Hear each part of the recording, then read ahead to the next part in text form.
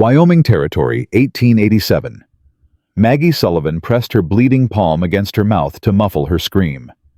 Through the crack in her father's study door, she watched him shake hands with a stranger, a tall man with a scar cutting across his left cheek, and eyes as cold as the December wind howling outside. "She's yours," her father said. "Take her whenever you're ready." She was 19 years old, and she had just been sold like livestock to pay a gambling debt. Stay with me until the end, and comment what city you're watching from. I want to see how far this story travels. Maggie's knees buckled. She grabbed the doorframe to keep from falling, her fingernails digging into the wood until splinters bit into her skin. This couldn't be happening. This couldn't be real. But she knew her father's voice. She knew the desperate pitch it took when he was cornered when the cards had turned against him one too many times. She'd heard that voice her whole life after every loss, every promise broken, every piece of her mother's jewelry that disappeared from the box on the dresser. "The girl's healthy," Patrick Sullivan was saying, his Boston accent thickened by whiskey. "Strong. Educated too, reads French if you can believe it. She'll make a fine wife. Fine mother for those children of yours." The stranger said nothing. Maggie strained to see him better through the narrow gap. He stood with his back partially turned, broad shoulders, rigid beneath a worn leather coat. Snow dusted his dark hair, and when he finally spoke, his voice was low and rough, like gravel scraping against stone. "I ain't looking for a wife, Sullivan. I'm looking for someone to care for my children. There's a difference." "Same thing out west, isn't it?" Her father laughed, but it came out hollow. "Listen, Thornton, I owe you $3,000. I don't have it, but I have a daughter worth twice that to any man with sense." Maggie's stomach heaved. $3,000. That's what she was worth to her own father. $3,000 and the clearing of a debt. "She know about this?" the stranger Thornton asked. "She'll do as she's told." "That ain't what I asked." A pause. Maggie heard her father pour another drink, the crystal clinking against crystal. "She's a good girl," Patrick said finally. "Obedient. She'll understand." "Will she?" The question hung in the air like smoke. Maggie realized she was shaking not from cold, though the house was freezing, the coal nearly gone because her father had gambled away the money meant to buy more. She was shaking from rage, from betrayal, from the sickening understanding that she had never been a daughter to this man. She had only ever been an asset held in reserve for when he ran out of everything else to lose. The stranger turned toward the door, and Maggie caught her first full glimpse of his face. The scar ran from his left temple to his jaw, puckered and white against weathered skin. His eyes were a pale gray blue, the color of winter sky before a storm. He wasn't handsome. His features were too harsh for that, too carved by hardship and loss. But there was something in his expression that made her pause. Something that looked almost like reluctance. "I'll come for her Thursday," he said. "Give her time to pack. And Sullivan." "Yes." "Don't drink away the money I'm leaving for her travel clothes.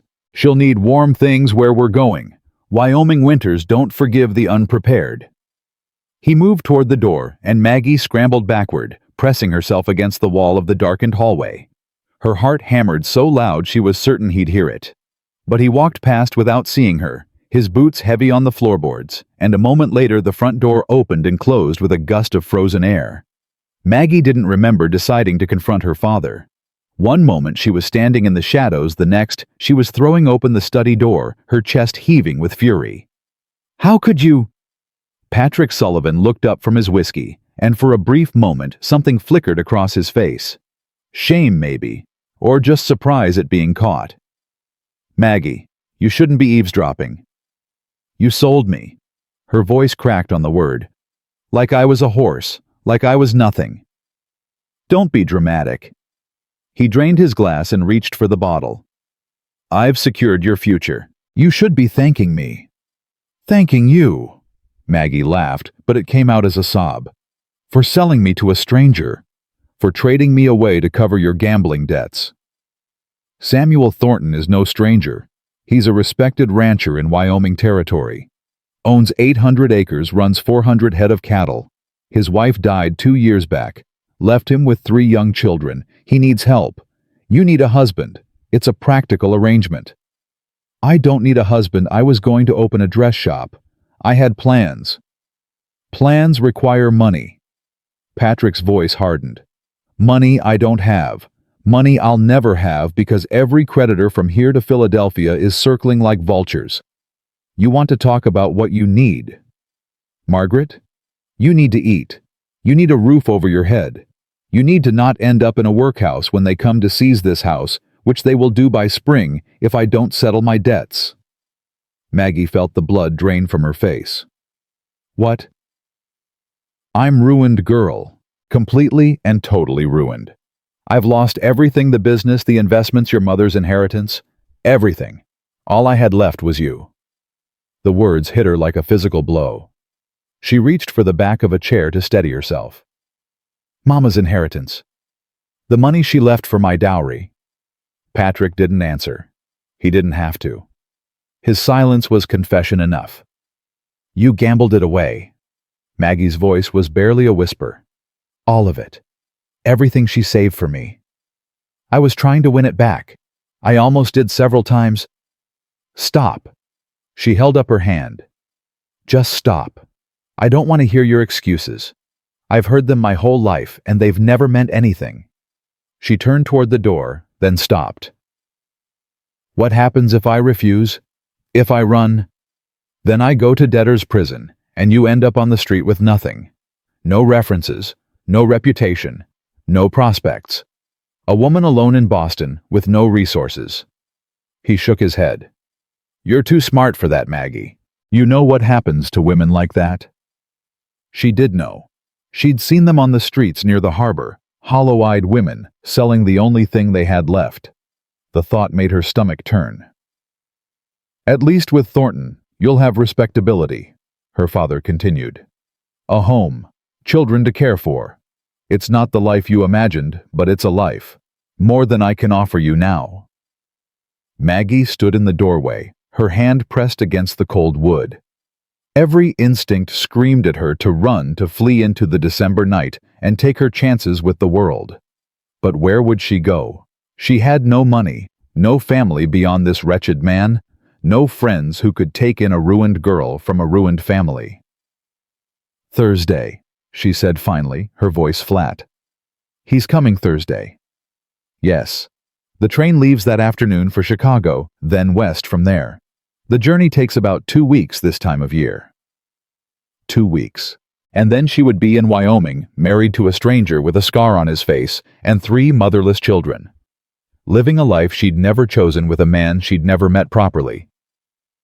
I want to talk to him, she said. Before Thursday, alone. Patrick frowned. That's not... You forfeited the right to tell me what's proper when you sold me like cattle. Maggie's voice was ice. I'll meet him tomorrow. Arrange it, or I'll make sure every society matron in Boston knows exactly why Patrick Sullivan's daughter was married off so suddenly in the middle of winter. For the first time, her father looked genuinely afraid. Scandal was the one thing that could still hurt him. His reputation was the only asset he had left to leverage. Fine, he said. Tomorrow afternoon. I'll send word to his hotel. Maggie turned and walked out without another word. She climbed the stairs to her room, locked the door behind her, and finally allowed herself to collapse onto the bed. The tears came then hot and bitter, soaking into her pillow. She cried for her mother dead these past 8 years. She cried for the dreams she'd nurtured, the dress shop, the independence, the life she'd been slowly saving toward with every penny she could hide from her father's gambling. She cried for the girl she'd been that morning, who had still believed that somehow, some way she might escape this house and this man and this suffocating life. That girl was dead now. In her place was Margaret Sullivan. No Margaret Thornton, soon enough traded away like currency to settle a debt she'd never incurred. The next afternoon, Maggie waited in the front parlor, her hands folded carefully in her lap to hide their trembling. She'd dressed in her best remaining dress, a deep green wool that had once belonged to her mother, and pinned her auburn hair in a simple but elegant style. If she was going to negotiate for her own future, she would do it with dignity. The knock came at precisely 2 o'clock. Patrick, nervous and sweating despite the cold, hurried to answer it. Maggie heard murmured voices in the hallway, and then Samuel Thornton appeared in the parlor doorway. He looked different in daylight. Older, maybe she guessed him to be around 30, though hardship had carved lines around his eyes that aged him further. The scar was still jarring a violent slash across otherwise regular features, but his eyes were what held her attention. They weren't cold as she'd thought last night. They were guarded, careful. The eyes of a man who'd learned not to let anyone see too much. "Miss Sullivan." He removed his hat and held it in both hands. "Thank you for agreeing to meet with me." "I didn't agree to anything, Mr. Thornton. I demanded it." A flicker of something surprised respect crossed his face. "Fair enough." "Leave us," Maggie said to her father without looking at him. "Mr. Thornton and I have business to discuss." "Now, Maggie, that's not—" "Patrick?" Thornton's voice was quiet, but carried an edge of command. "I'd like to speak with your daughter privately. You'll wait in the study." It wasn't a request. Patrick Sullivan, for all his bluster, recognized authority when he heard it. He retreated with a muttered complaint, and the parlor door clicked shut behind him. Silence stretched between them. Maggie lifted her chin and met Thornton's gaze directly. "You're buying a wife, Mr. Thornton. Before this transaction is finalized, I'd like to know exactly what I'm being purchased for." He didn't flinch at her bluntness. If anything, he seemed to appreciate it. "I ain't buying a wife, ma'am. I told your father as much. What I need is someone to care for my children. They've been without a mother for 2 years now, and it's breaking them. My oldest boy carries too much weight for an 8-year-old. My middle girl hasn't spoken a word since 3 months after her mama died. My youngest barely remembers having a mother at all." Something in Maggie's chest tightened despite herself. "And you think a stranger can fix that?" "I think a stranger who's willing to try is better than a father who's failing." He said it matter-of-factly without self-pity. "I work the ranch from before dawn until after dark most days. I don't have time to be what they need. I've tried to hire help, nursemaids, housekeepers, but they don't last. The ranch is isolated, the winters are hard, and my children—" He paused, seeming to choose his words carefully. "My children need more than hired help.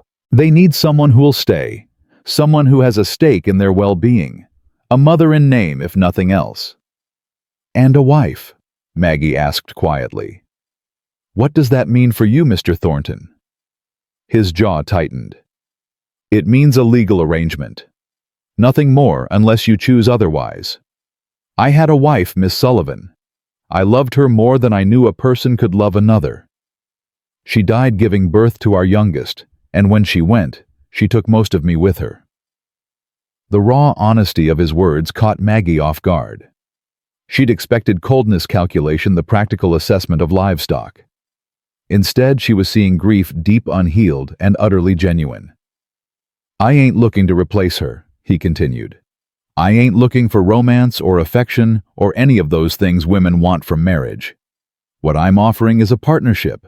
You'll have a home security, children who need you. In return, I need someone who'll keep that home running, who'll care for those children like they matter. Because they do matter. They're all I have left."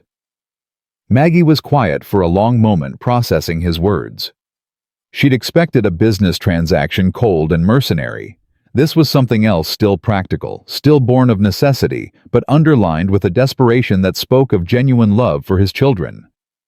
"If I agree to this," she said slowly, "what guarantees do I have that you won't mistreat me, that this isn't a trap of another kind?" Thornton reached into his coat and withdrew a folded document. "I had a lawyer draw this up before I came to Boston. It outlines the terms of our arrangement. You'll have a personal allowance, your own money that your father can't touch. If you're unhappy after 1 year, you're free to leave with enough funds to establish yourself elsewhere. The children and the ranch would remain mine, but you'd be provided for." Maggie took the document with trembling fingers and scanned it. The terms were exactly as he'd described, more than fair given her circumstances. "Why?" she asked. "Why offer me this? Most men in your position would simply take what they'd paid for." "Because I ain't most men." His voice was rough. "And because I know what it's like to have no choices. My wife did before I married her.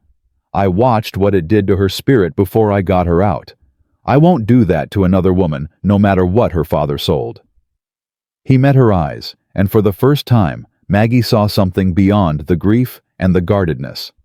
She saw a man who was trying against all odds to do right in an impossible situation. "I ain't gonna pretend this is ideal," he said, "for either of us. But I'm offering you the best deal I can. A home security purpose, children who need someone to love them, and my word that I'll treat you with respect, always. Even if I never share your bed." The question hung between them, blunt and uncomfortable. Thornton's face remained impassive, though a muscle in his jaw twitched. "Even then, your body is yours, Miss Sullivan. It ain't part of this transaction." Maggie looked down at the document in her hands. Somewhere in the house, she could hear her father pacing, probably pouring himself another drink. Outside, snow was beginning to fall again, blanketing the city in white. She thought of her mother, who had married Patrick Sullivan for love and spent her whole life paying for that mistake. She thought of the dress shop she'd dreamed of, the independence she'd craved, the life that was now completely beyond her reach. And she thought of 3 children in Wyoming, a boy carrying too much weight, a girl locked in silence, a toddler who'd never know her mother's face. Children who needed someone. Children who might perhaps need her. "I have conditions," she said finally. "Name them." "I want to continue teaching. If there are children nearby who need education, I want to be able to help them. It was my dream once to teach. I won't give that up entirely." Thornton nodded.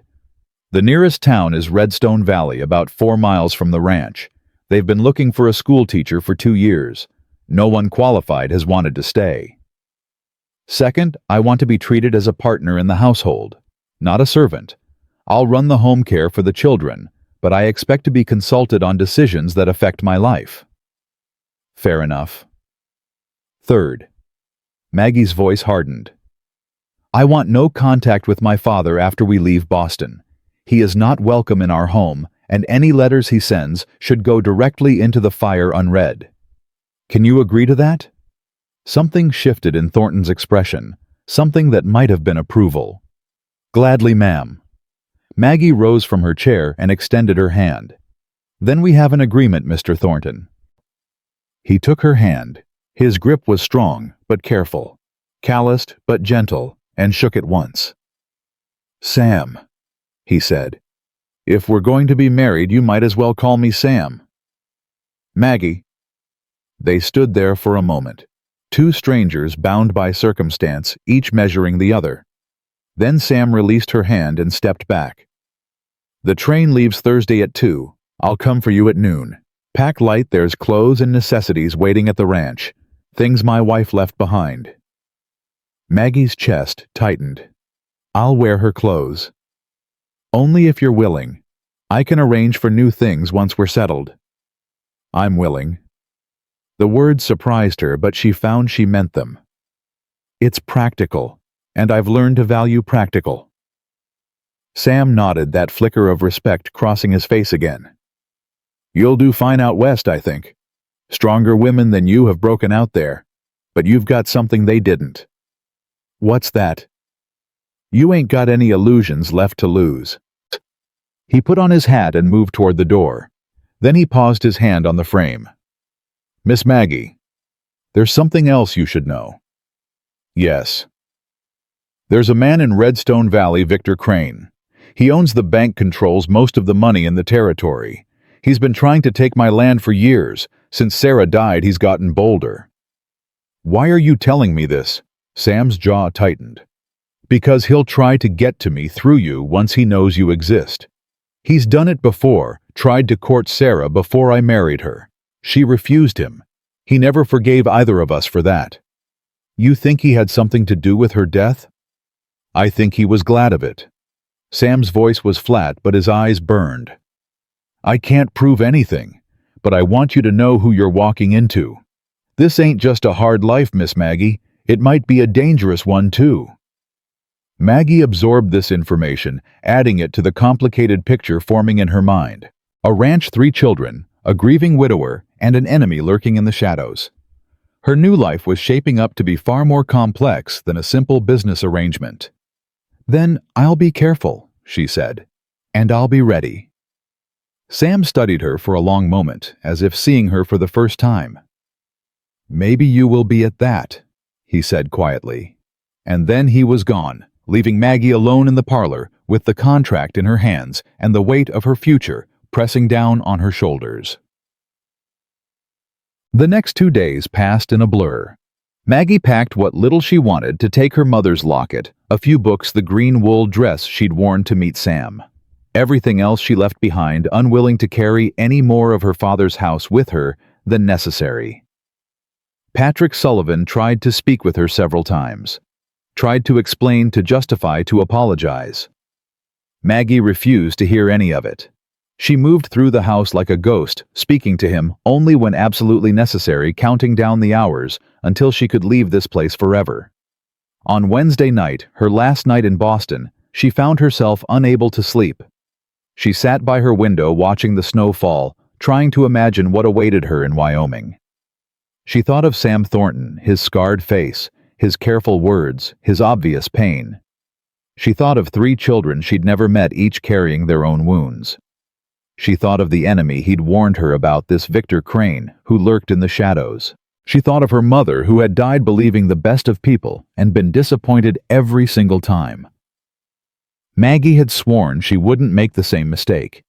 She would go into this arrangement with her eyes open and her heart guarded.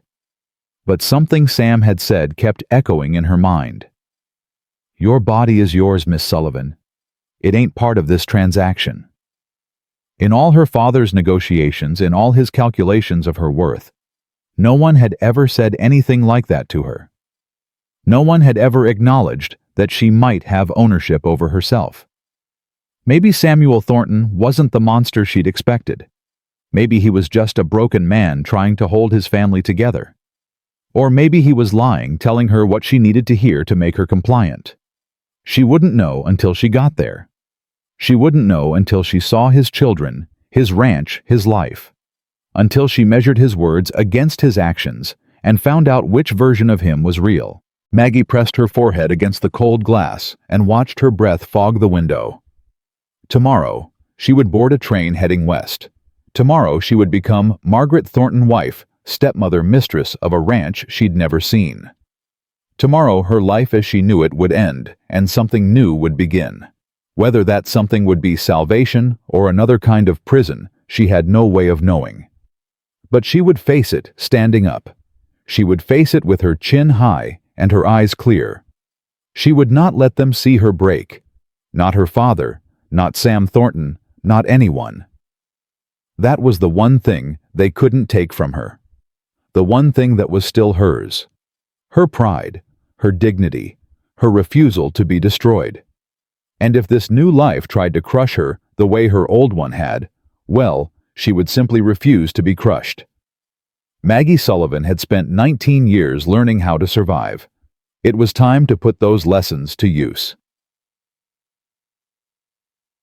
The train pulled out of Boston Station at precisely 2 o'clock on Thursday afternoon, and Maggie watched the city of her birth disappear into a swirl of snow and smoke.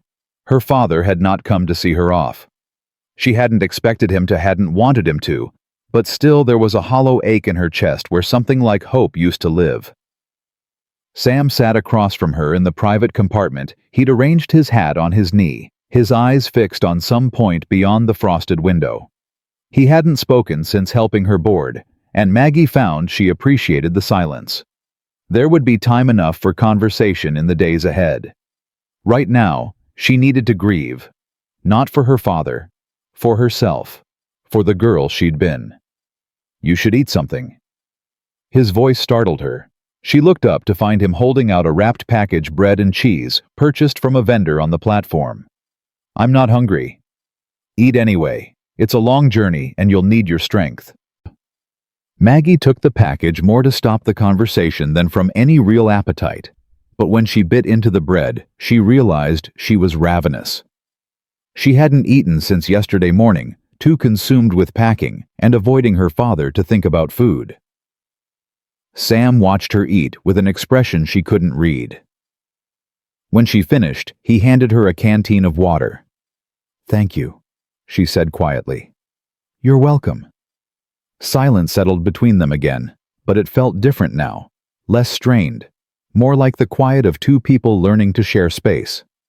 "Tell me about them," Maggie said finally. "Your children. Tell me what I'm walking into." Sam's jaw tightened, but he nodded slowly. "Tommy's the oldest, 8 years old going on 40.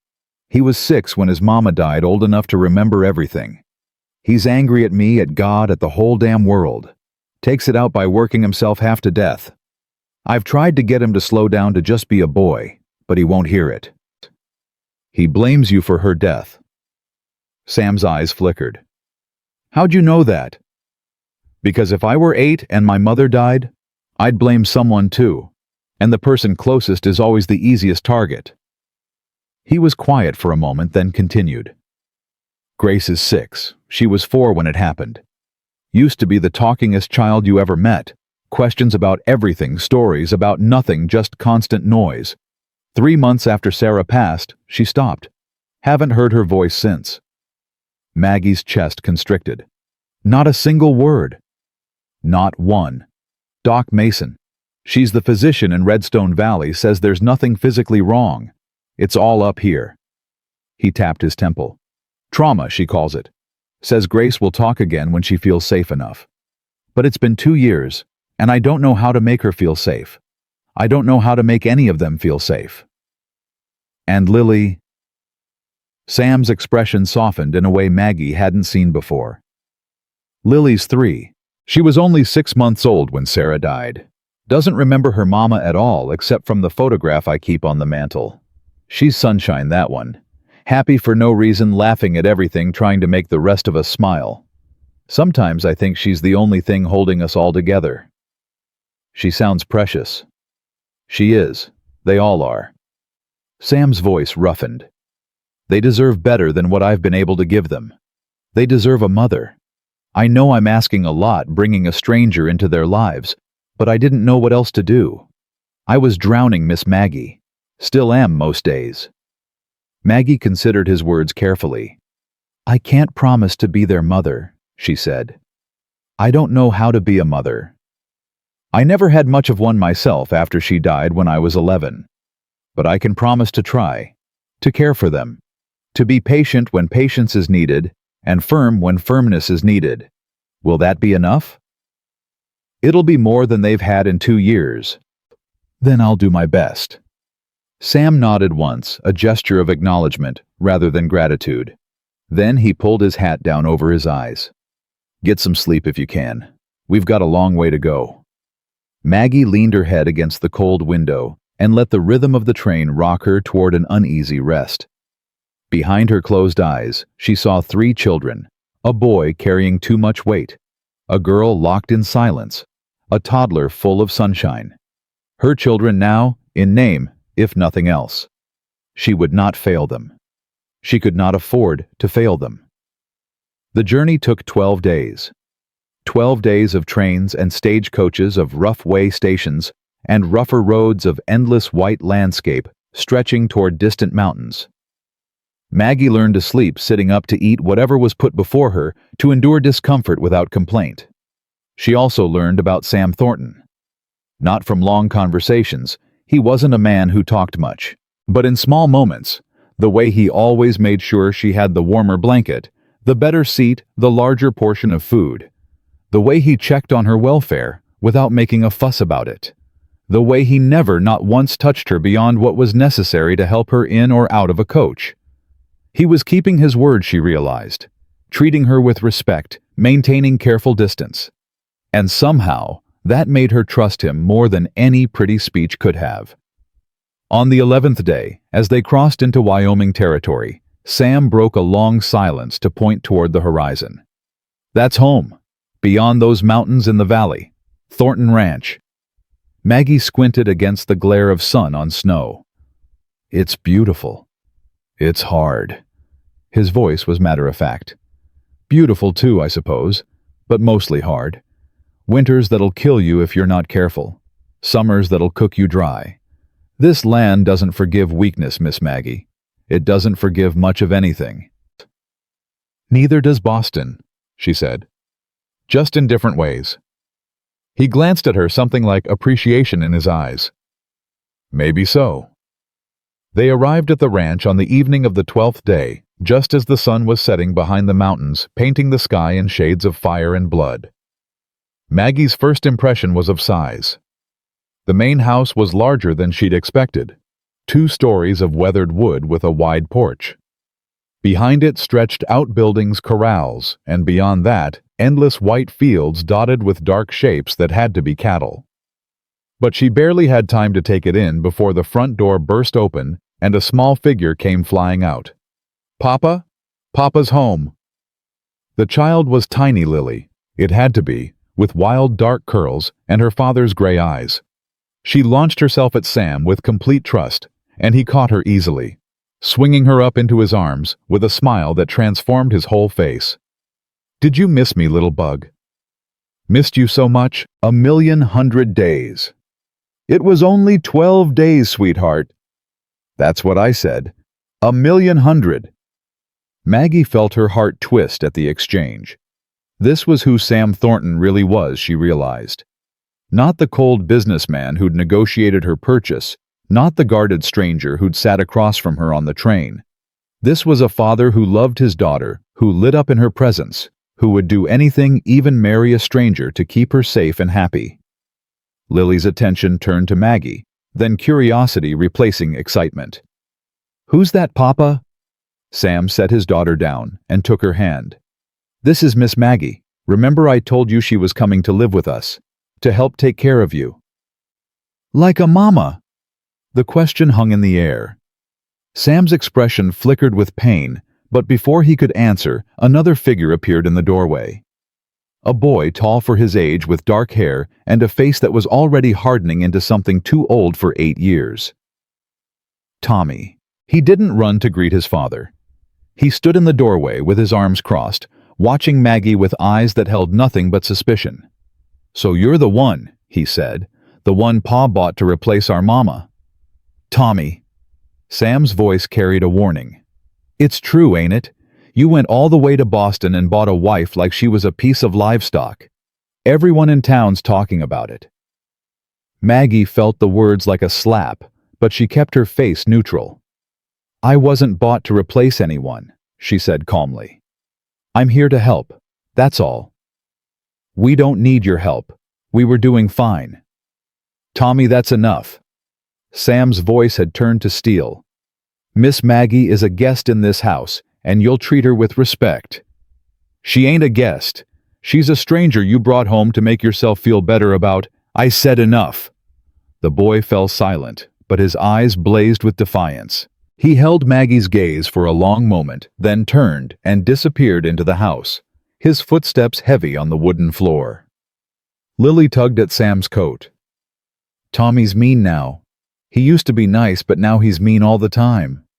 He's hurting little bug. We all are. I'm not hurting. I'm happy Papa's home.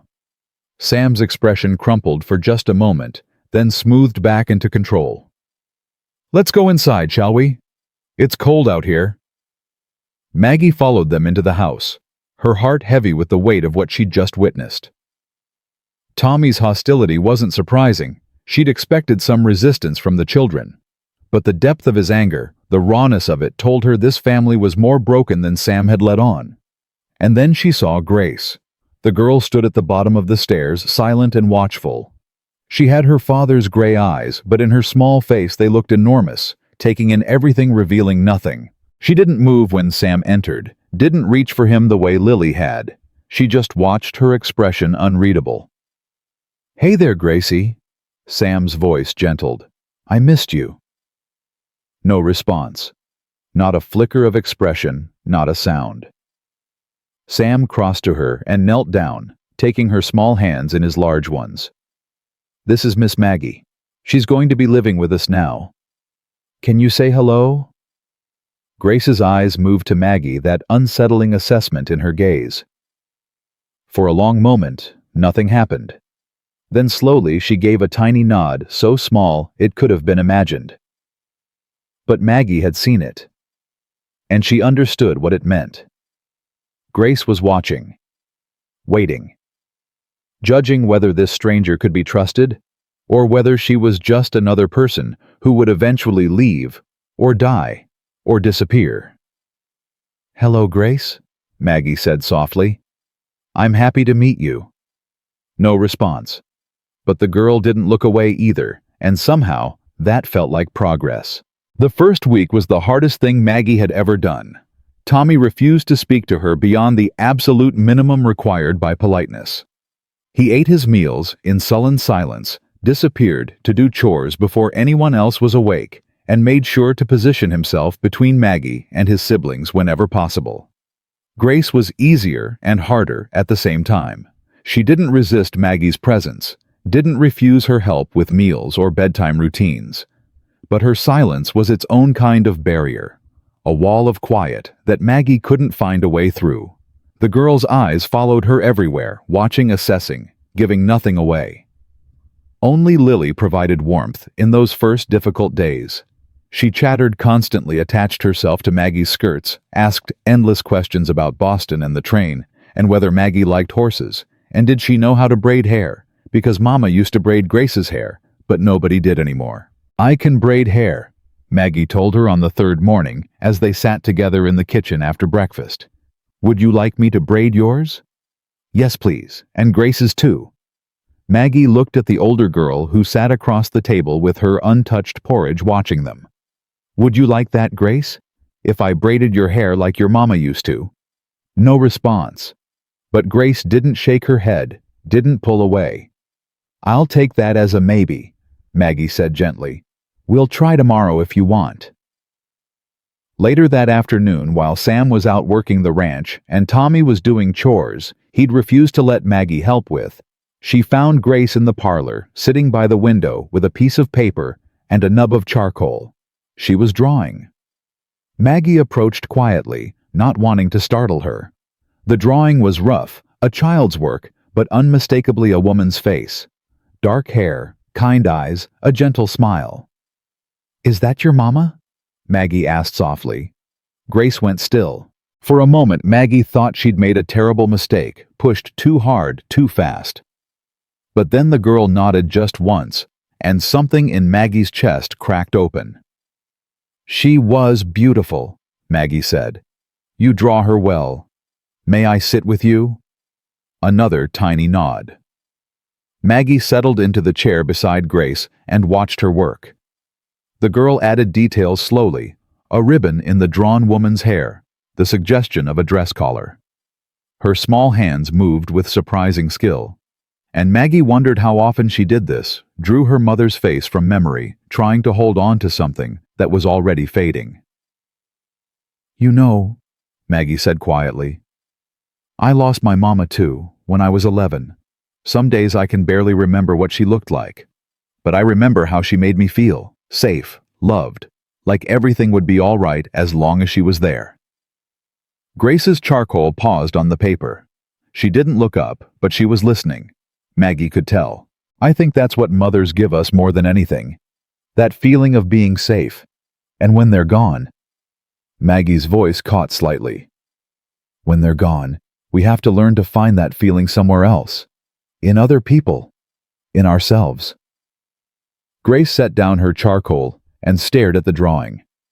Her lip trembled, the first real emotion Maggie had seen from her, but no tears fell. "I'm not trying to replace her," Maggie continued. "I could never do that. But I would like to be your friend Grace, someone you can trust, someone who won't leave no matter what. Do you think we could try that?" For a long, agonizing moment, nothing happened. Then Grace reached out and placed her small hand over Maggie's. It lasted only a second, a brief touch barely there before the girl pulled back and returned to her drawing. But Maggie understood. It was a start, a fragile beginning, and she would nurture it with everything she had. Sam came in that evening to find Maggie at the stove stirring a pot of stew, while Lily helped by arranging carrots into patterns on the table, and Grace sat nearby still drawing but closer to the warmth of the kitchen than she'd been all week. He stopped in the doorway, something shifting in his expression as he took in the scene. "Smells good in here." "It's just stew, nothing fancy." "Fancy don't matter. Hot food after a day in the cold is all a man needs." He moved to the basin to wash his hands, and Maggie caught him watching Grace in the reflection of the window. The girl had looked up briefly when he entered, then returned to her drawing a small acknowledgement that was more than she usually gave. "She drew her mother today," Maggie said quietly, once Lily had scampered off to find something. "We talked a little. Well, I talked. She listened." Sam dried his hands slowly. "She let you sit with her?" "She did." Something raw flickered across his face. Hope and grief tangled together. That's more than anyone's gotten in 2 years. Even me." "She's not ready to talk yet. But she's not locked away as deep as you might think. She's just waiting to feel safe." Sam turned to look at Maggie directly, and she saw the tears he was fighting to control. "How do you know that?" "Because I was locked away once too. After my mother died. It took a long time before I found my way back." "And did you find your way back?" Maggie considered the question honestly. "Mostly. Some doors, once they close, don't ever open all the way again. But you learn to live with the cracks." Sam nodded slowly, as if he understood exactly what she meant. "Thank you," he said, his voice rough, "for trying with her, for not giving up. I've only been here a week. A week is longer than some of the help lasted." Before Maggie could respond, the front door crashed open and Tommy stormed in, his face dark with fury. "Pa, there's a man here. Says he needs to talk to you. Says it's urgent business about the ranch." Sam's expression hardened. "What man?" "Fancy fella from town. Got a carriage and everything. Said his name was Crane." Sam spat the word like a curse. Victor Crane. Maggie felt the temperature in the room drop. This was the man Sam had warned her about, the banker, the enemy, the shadow that had been circling his family for years. "Stay here," Sam told her, already moving toward the door. "Keep the children inside." "Sam, please, Maggie, just stay here." He was gone before she could argue, and Maggie was left in the kitchen with 3 children and a growing sense of dread. Tommy stood rigid by the door, his anger temporarily replaced by something that looked like fear. Even Lily had gone quiet, picking up on the tension that had flooded the room. "Who is that man?" Maggie asked Tommy directly. "Tell me the truth." The boy hesitated, his loyalty to his father warring with something else, maybe the need to talk to someone, anyone, about the weight he'd been carrying. "Victor Crane," he said finally. "He owns the bank in town. He wants our ranch. Has since before I was born, Pa says. He tried to marry Mama once before she chose Pa. He never forgave them for that." "And now, what does he want now?" Tommy's young face twisted with a hatred that no 8-year-old should know how to feel. "He wants to destroy us. Pa thinks he had something to do with Mama dying. Can't prove it, but he thinks it." Maggie's blood went cold. "What do you mean?" "The night Mama got sick, the fever that killed her, she'd been to town earlier that day, to the bank. Pa didn't know why. She wouldn't say. But she came home upset, and by morning she was burning up." "Tommy, that doesn't mean—" "I saw him," the boy cut in, his voice dropping to barely a whisper. "Mr. Crane, I saw him at our fence line that same day, just watching. Just standing there in the snow, watching our house like he was waiting for something." Tommy's hands had balled into fists at his sides. "And when Mama died, he sent flowers to the funeral. White roses, her favorite. How'd he know they were her favorite?" Maggie felt sick. She didn't know if Tommy's suspicions had any merit. He was a child, grief-stricken, and desperate for someone to blame. But the coincidences he described were troubling, and the fear in his eyes was real. "Have you told your father all of this?" He knows, but knowing and proving are different things. Pa says Crane is too smart, too connected. Nobody in town would take our word against his. Then we'll have to be smart too. Maggie knelt down to meet Tommy's eyes. Listen to me. I know you don't trust me. I know you think I'm just a stranger your father bought to ease his conscience. But I'm here now, and I'm not leaving.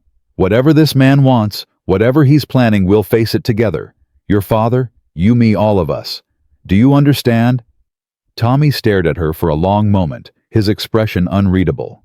Then slowly, some of the tension drained from his shoulders. You really ain't scared of him? I'm terrified, Maggie admitted. But I've been terrified before, and I survived. That's what we do, Tommy. We survive. Something shifted in the boy's eyes. Not trust, not yet, but maybe the first crack in the wall he'd built around himself. Before he could respond, the front door opened, and Sam stepped back inside. His face was a mask of controlled fury. His jaw clenched so tight Maggie could see the muscle jumping beneath his skin. Sam? What happened? He didn't answer immediately. Instead, he crossed to the window and stood there, his back to the room, his shoulders rigid with tension. Pa! Tommy's voice wavered. What did he say? Sam was silent for another long moment. Then finally he spoke. He made an offer. For the ranch. Said he'd buy us out, give us enough money to start over somewhere else. Said it was generous considering our circumstances. And you told him no, Maggie said. I told him to go to hell. Sam turned from the window, and Maggie saw the rage burning in his eyes. This land belonged to my father. It belonged to Sarah. My children will inherit it and their children after them. I'll die before I let Victor Crane take it from us. What will he do now? Sam's expression darkened. Whatever he has to. He's been patient these past 2 years, circling like a vulture waiting for me to give up. But I haven't, and now that you're here... He stopped, seeming to realize what he was about to say. Now that I'm here, what? Maggie pressed. Now he knows I'm not drowning anymore. He knows I've got help, that the ranch won't fall apart from neglect. Which means he'll have to try something else. Like what? Sam's eyes met hers, and she saw fear there, not for himself, but for his family, for her. I don't know. But whatever it is, we need to be ready. That night, after the children were in bed, Maggie found Sam on the porch, despite the bitter cold. He stood with his back against the railing, staring out at the darkness, his breath forming clouds in the frozen air. You should sleep, she said, wrapping her shawl tighter against the wind. Can't. She moved to stand beside him, following his gaze out toward the distant mountains. Tell me about her. Sarah. Tell me what she was like. Sam was quiet for so long she thought he wouldn't answer. Then slowly he began to speak. She was fire. That's what I always thought the first time I saw her. Fire wrapped in a pretty package. She had opinions about everything, and she wasn't afraid to share them. Drove her mama crazy, drove half the town crazy too. But I loved it. Loved that she said what she meant and meant what she said. His voice roughened. She made me better. Made me want to be better. When she agreed to marry me instead of Crane, he was richer, more powerful. Everything a woman was supposed to want, I couldn't believe my luck. Spent the next 10 years trying to deserve her. You loved her very much. More than I knew a person could love another. Sam's hand gripped the railing. And when she died, I wanted to die too. Came close some nights when the darkness got too heavy. But the children needed me, so I kept going. 1 day at a time, 1 hour at a time, sometimes 1 minute at a time. Maggie understood that kind of survival. She'd lived it herself in different ways. She'd want you to be happy, Maggie said quietly. Not to stay frozen in grief forever. Happy. Sam laughed, but there was no humor in it. I don't know if I remember what that feels like. Maybe you could learn again. He turned to look at her, and in the moonlight, his scarred face looked almost gentle. Maybe. With time. They stood together in the cold, 2 damaged people trying to find their way forward. Maggie didn't know what the future held, Didn't know if Victor Crane would succeed in his plans. Didn't know if she could truly help these children heal. Didn't know if the strange partnership between her and Sam could ever become something more. But she knew she would fight for this family. She would fight for this life she was building. And God help anyone who tried to take it from her. The weeks that followed, Victor Crane's visit settled into a tense rhythm. Sam doubled his patrols of the property, riding the fence lines before dawn and after dark, watching for any sign of trouble. Tom, the ranch foreman, hired 2 extra handsmen Sam had worked with before, men he trusted, and they kept watch in shifts through the cold February nights. Maggie threw herself into the work of the household, determined to prove her worth in every way she could. She cooked and cleaned and mended. She taught the children their letters and numbers. She learned the rhythms of ranch life with a determination that surprised even herself. And slowly, almost imperceptibly, the family began to shift around her. Tommy still kept his distance, but his hostility had cooled into something more like cautious observation. He no longer positioned himself between Maggie and his siblings. He no longer made cutting remarks about her being bought and paid for. Instead, he watched her, the way she handled Lily's tantrums, the way she sat patiently with Grace, the way she never complained about the endless work, and something in his young face seemed to be recalculating. Grace remained silent, but she sought Maggie's company more and more. She would appear in the kitchen while Maggie cooked, her drawing paper and charcoal in hand. She would sit beside Maggie during lessons, not participating, but listening intently. And at night, when Maggie braided her hair before bed, she would lean into the touch with a trust that made Maggie's heart ache. And Lily. Lily had claimed Maggie completely. She called her Mama Maggie, now a compromise she'd invented herself, and followed her everywhere like a small, chattering shadow. "Mama Maggie, look at this rock I found. Mama Maggie, can I help stir the soup? Mama Maggie, will you tell me a story about Boston?" Sam watched these developments with an expression Maggie couldn't quite read. Sometimes she caught him staring at her across the dinner table, or pausing in the doorway to observe her with the children, and there was something in his eyes that hadn't been there before. Something warm. Something wondering. But he kept his distance physically. They still slept in separate rooms, still maintained the careful boundaries of their business arrangement. And Maggie told herself she was grateful for that she didn't want anything more, that partnership and respect were enough. She almost believed it. The trouble came on a night in late February, when the wind was howling down from the mountains and the temperature had dropped so low that the water in the basin froze solid. Maggie had just gotten the children to bed, a battle since Lily insisted on 3 stories, and Grace wouldn't settle until her hair was braided exactly right when she heard Sam's voice from downstairs, sharp with alarm. "Fire, Tom, get the horses out. Fire in the barn." Maggie's blood went cold. She ran to the window and saw it, orange light flickering against the darkness, flames licking up the side of the main barn where they kept the horses and the winter feed.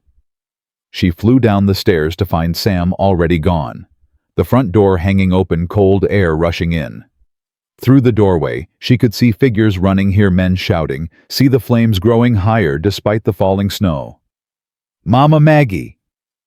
She spun around. Tommy stood on the stairs, his face pale in the lamplight. "Stay with your sisters," Maggie ordered. "Keep them upstairs. Don't let them see this." "But, Pa, your father needs to know you're safe. That's how you help him right now. Can you do that?" Tommy hesitated for just a moment, the instinct to run toward danger warring with his responsibility to his siblings. Then he nodded sharply and turned back up the stairs. Maggie grabbed her coat and ran out into the chaos. The barn was fully engulfed now, flames roaring despite the snow and wind. Sam and Tom and the hired hands were working frantically to get the horses out, leading the panicked animals through smoke and heat. Maggie could hear the terrible screaming of the horses, the crash of falling beams, the roar of the fire consuming everything in its path. "Sam!" she screamed, running toward him. "Sam, what can I do?" He turned, his face streaked with soot and sweat. "Stay back. Get inside." "I can help." "Maggie, please." His voice cracked. "I can't do this and worry about you at the same time. Please, just go inside." Before she could argue, a sound reached her through the chaos, a high, thin sound that made her heart stop. A child's scream. Maggie spun toward the house. The upstairs window was open, and standing in the frame, backlit by lamplight, was Lily. "Mama! Maggie! The kitty! The kitty's in the barn!" Even as Maggie watched, the little girl began climbing out the window, her small hands gripping the frame, her feet searching for purchase on the narrow ledge outside. "Lily, no!" Maggie ran.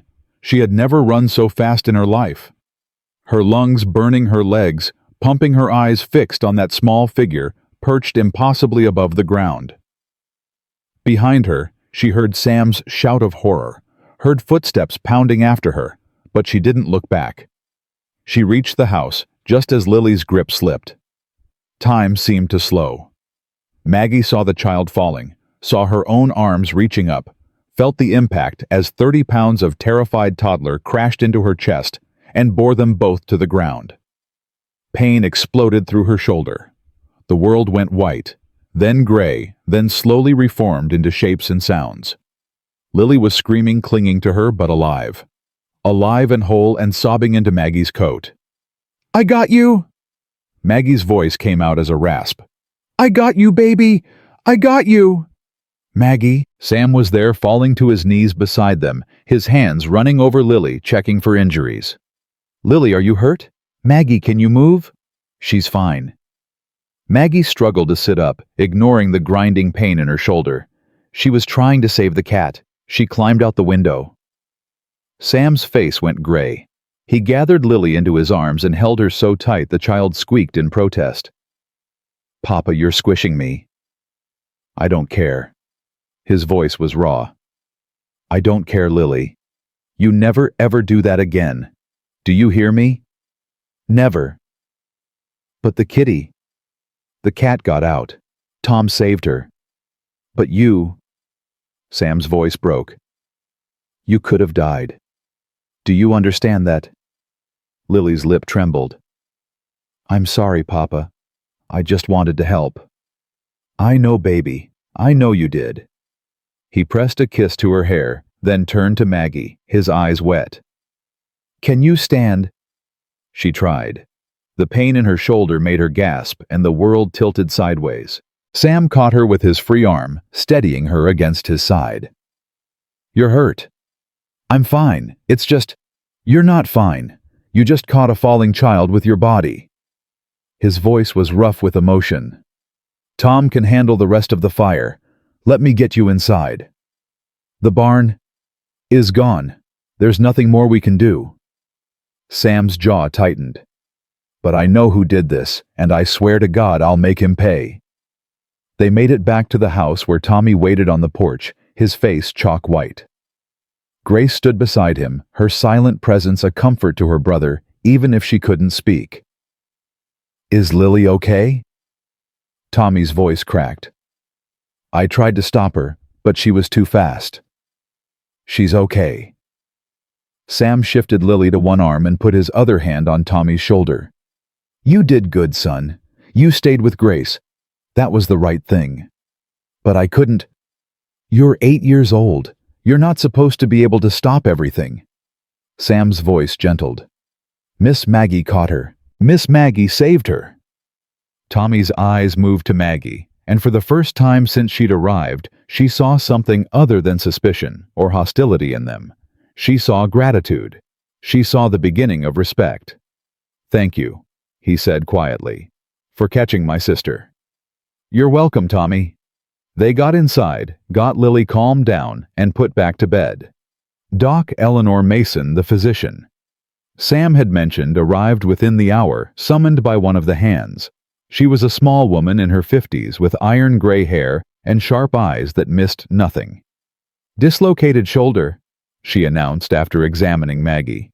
"Going to hurt like hellfire when I put it back, but you'll heal fine. You're lucky you didn't break your neck catching a child from that height." "Didn't have much choice," Maggie said through gritted teeth.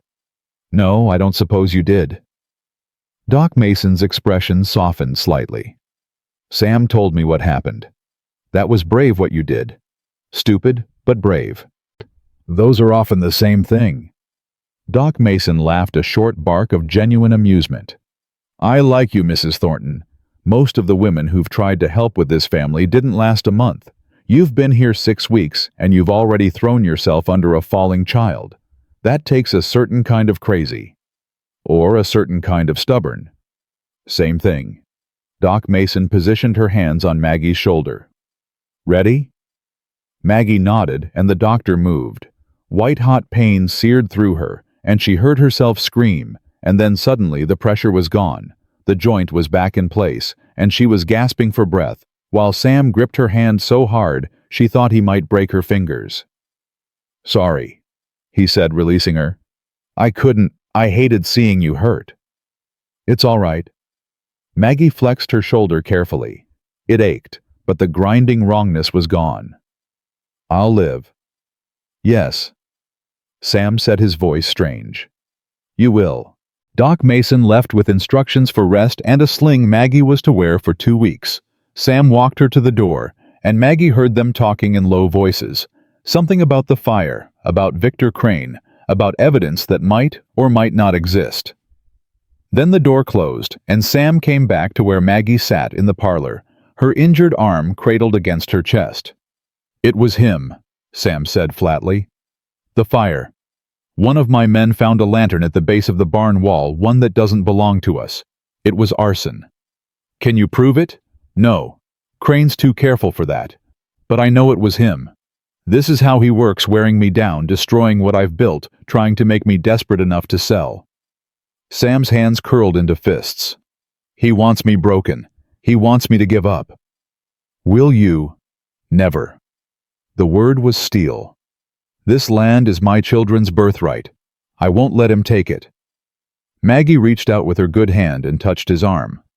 Then we fight. Together. Whatever he throws at us, we face it together. Sam looked at her, and something cracked open in his expression. You got hurt tonight. Because of me. Because of my problems. You could have been killed catching Lily. I wasn't. But you could have been, and I... His voice roughened. I couldn't bear it, Maggie. When I saw you on the ground when I thought you might be, I couldn't bear it. The confession hung between them, raw and honest and terrifying in its implications. Maggie's heart hammered against her ribs. Sam? I know this isn't what we agreed to. He stepped closer, close enough that she could feel the heat of him despite the cold. I know I said partnership and respect and nothing more. But I'm starting to feel... He stopped, seeming to struggle for words. Sam Thornton, who always knew what to say, who measured every sentence with careful precision, was lost. I'm starting to feel it too, Maggie whispered. His eyes met hers, and she saw hope there. Hope and fear and longing all tangled together. It's too soon, he said. We shouldn't. Maybe, Maggie agreed. But maybe we don't get to decide when things are right. Maybe we just have to be brave enough to reach for them when they come. Sam raised his hand and cupped her face, his calloused palm warm against her cheek. You're extraordinary, Margaret Thornton. Every day you're here I understand that a little more. He kissed her, then gentle, careful of her injured shoulder, but with a heat beneath the tenderness that made her pulse race. It was different from the careful distance they'd maintained, different from the business arrangement they'd agreed to. This was something new, something real. When they finally pulled apart, both breathing hard, Sam rested his forehead against hers. Whatever comes next, he said quietly. We face it together. You and me. Partners. Partners, Maggie agreed. And for the first time since she'd arrived in Wyoming, she felt like she might actually belong here. The next few weeks brought a new kind of normal to the Thornton Ranch. The barn was rebuilt, smaller than before, but sturdy, and the horses were safe in their new home. The threat of Victor Crane hung over everything, but there were no more incidents, no more fires or sabotage. Just the oppressive weight of waiting for the other shoe to drop. But inside the house, something was changing. Sam no longer kept his careful distance. He found excuses to touch Maggie, a hand on her shoulder, as he passed, fingers brushing hers, when she handed him coffee, a kiss pressed to her forehead before he left for the day's work. And Maggie, her heart beating faster each time, let herself lean into it. The children noticed, of course. Lily was delighted, declaring loudly that Papa and Mama Maggie were in love like in stories, which made both adults flush and change the subject. Tommy said nothing, but his wariness had softened into something like acceptance. He no longer seemed to resent Maggie's presence. He even asked for her help with his arithmetic one afternoon, a request so unexpected that Maggie had to hide her shock. And Grace? Grace continued her silent vigil, watching everything with those enormous eyes. Maggie kept working with her, kept sitting beside her, kept braiding her hair and reading aloud and waiting for the breakthrough that might never come. It came on a Tuesday in March, in the most unexpected way possible. Maggie was in the kitchen rolling out dough for a pie when she heard the front door open. She assumed it was Sam come in early from checking the fences and didn't turn around. "You're back early. I'm making apple pie your favorite if Tommy's information is correct." How domestic. The voice was not Sam's. Maggie spun around, her heart lurching. A woman stood in the kitchen doorway, beautiful blonde, dressed in clothes far too fine for a ranch visit. Her smile was sweet, but her eyes were cold. "You must be the new Mrs. Thornton. I'm Charlotte Webb. I own the ranch to the south." She moved into the kitchen without being invited, her gaze sweeping over Maggie with obvious assessment. "I've been meaning to call, but things have been so busy. You know how it is." Maggie wiped her floury hands on her apron, keeping her expression neutral. She'd heard about Charlotte Webb from Doc Mason, the wealthy widow who'd been circling Sam since Sarah's death, who'd made her interest clear in ways that ranged from subtle to shameless. "Mrs. Webb, how kind of you to visit." "Oh, please call me Charlotte. We're neighbors after all. We should be friends." Charlotte settled into a chair without being asked, arranging her skirts with practiced grace. "I must say I was surprised when I heard Sam had married. He always seemed so devoted to Sarah's memory. I didn't think he'd ever look at another woman." "People surprise us sometimes." "Don't they just?" Charlotte's smile sharpened. "Tell me, how did you two meet?" "The stories going around town are simply fascinating. Something about a debt and an arrangement." Maggie felt her spine stiffen. "I don't think the details of our courtship are anyone's business but ours." Of course, I didn't mean to pry." But Charlotte's eyes said otherwise.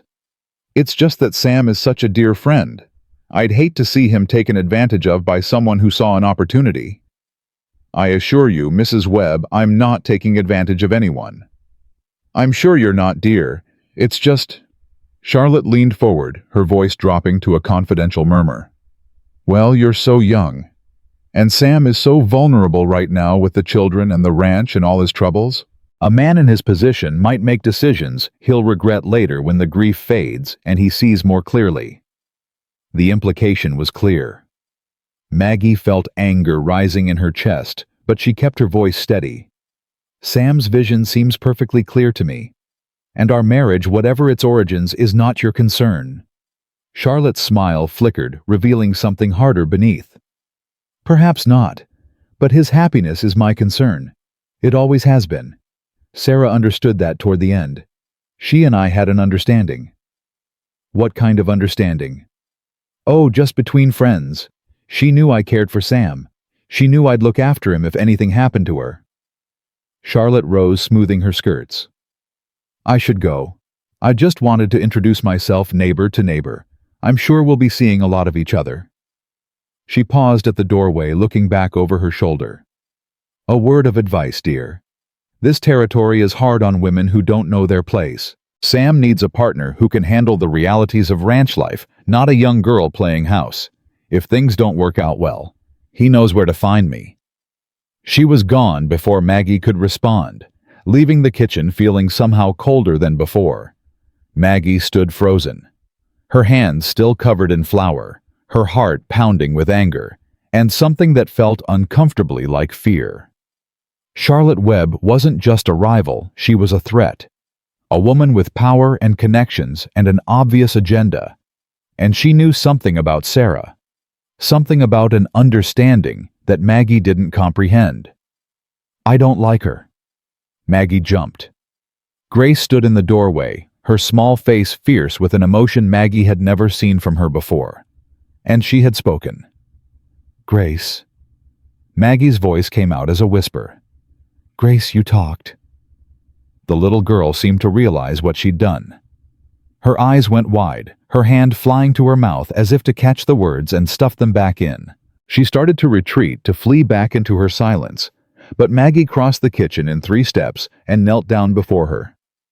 "It's okay," Maggie said softly, taking Grace's small hands in hers. "It's okay, sweetheart. You don't have to be scared. You said something beautiful. You protected me." Grace's lip trembled. Her eyes filled with tears. "I don't like her." She repeated, her voice rusty from disuse but clear. "She's mean. She was mean to Mama. I remember." "What do you remember, Grace?" The little girl's face crumpled. "She came to the house. Before Mama got sick. She said things. Made Mama cry. I wasn't supposed to hear, but I did. And then Mama went to town the next day, and then she... Grace couldn't finish. She collapsed against Maggie's chest, sobbing the first tears she'd shed in 2 years. The first sounds of grief she'd allowed herself to make. Maggie held her tight, rocking her gently, her own tears streaming down her face. "It's okay," she whispered. "It's okay, sweetheart. I've got you. I've got you." She didn't know how long they stayed like that, wrapped around each other on the kitchen floor. But when Sam came in, having seen Charlotte's carriage departing, and rushed to check on his family, he found them there. His daughter speaking for the first time in 2 years. His wife holding her like she'd never let go. He fell to his knees beside them, gathering them both into his arms, and for a long moment, the 3 of them just held each other. "Gracie." Sam's voice was wrecked with emotion. "Gracie, baby, you're talking." "I don't like Mrs. Webb, Papa." Grace's voice was muffled against his chest. "She's a bad lady. She hurt Mama." Sam went very still. His eyes met Maggie's over his daughter's head, and she saw something dangerous in them, something cold and sharp as a blade. "What do you mean, sweetheart? How did she hurt Mama?" "I don't know." Grace pulled back, wiping her nose on her sleeve. "But she made Mama cry. And then Mama got sick. And then she died." The words hung in the air like a curse. Maggie watched Sam's face transform from grief to rage to a terrible focused calm. "Grace, honey, I need you to be very brave and tell me everything you remember about that day. Can you do that for Papa?" The little girl nodded, and slowly, haltingly, she began to speak. Her words were fractured by 2 years of silence, but the story they told was clear enough. Charlotte Webb had come to the house while Sam was away. She'd argued with Sarah about something Grace couldn't understand. Sarah had cried, had ordered Charlotte to leave, had spent the rest of the day upset and distracted. And the next morning she'd gone to town to the bank Grace remembered because she'd asked to go, and Sarah had said no bank business was for grown-ups. And that night, the fever had begun. When Grace finished, Sam was white-faced and trembling. Maggie reached for his hand, steadying him. "We don't know what it means," she said softly. "Not yet." "I know what it means." Sam's voice was barely a whisper. "It means Charlotte Webb is connected to whatever happened to Sarah. It means she and Crane." He stopped, unable to finish. "What do we do?" Sam looked at his daughter, who watched him with those enormous gray eyes. Her mother's eyes finally clear of the shadows that had haunted them. "We find the truth," he said, "whatever it takes. We find out what really happened to Sarah." And in that moment, Maggie understood that everything was about to change. The careful peace they'd built, the tentative happiness they'd found, it was all balanced on the edge of a knife. But they would face it together, all of them, whatever the truth turned out to be. The days following Grace's revelation were tense with purpose. Sam sent discreet inquiries to contacts he trusted, former lawmen, ranchers who owed him favors, anyone who might have information about Victor Crane's dealings or Charlotte Webb's movements 2 years ago. Maggie kept the household running, watching the children with extra vigilance. Her senses sharpened to every strange sound or unexpected visitor. Grace, having broken her silence, seemed unable to stop talking. It was as if 2 years of words had been dammed up inside her, and now they poured out in a constant stream. Questions, observations, memories she'd kept locked away.